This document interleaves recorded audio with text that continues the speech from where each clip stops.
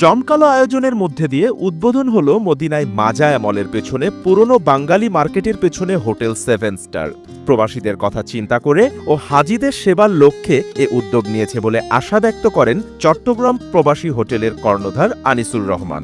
পুরাতন বাঙালি মার্কেটের পিছনে মাজায়া মলের ঠিক পিছন সাইডে নতুন বাঙালি মার্কেটে আমাদের নতুন রেস্টুরেন্ট 7 স্টার রেস্টুরেন্ট আজকে উদ্বোধন হতে যাচ্ছে।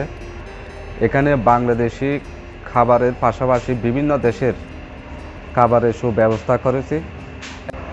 বাংলাদেশি হাদিসহ সকল দেশের হাদিবৃন্দ আমাদের রেস্টুরেন্টে আসবেন এবং যখন আপনারা মদিনাতে আসবেন আমাদের 7 স্টার রেস্টুরেন্টে ভিজিট করবেন, অবশ্যই আপনাদের ভালো লাগবে।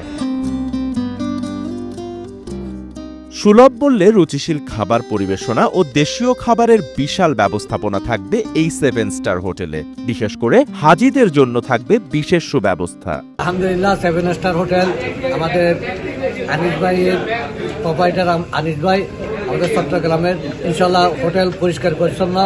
এই বাবুর্চি অনেক দিনের পরিচিত আওয়াল বাবুর্চি, আমাদের অনেক পুরানো বাবুর্চি। ইনশাল্লাহ খানার হোটেলের মান ভালো হবে। আপনারা সবাই এই হোটেলে আসেন, খেয়ে যান। আপনাদের সবাইকে দাওয়াত রইল। উদ্বোধন অনুষ্ঠানে উপস্থিত ছিলেন সৌদি নাগরিক আবু নাইফ তারেক। এছাড়াও উপস্থিত ছিলেন বাঙালি কমিটির নেতৃবৃন্দ, সাংবাদিক, বিভিন্ন দেশের নাগরিকবৃন্দ। SA TV digital.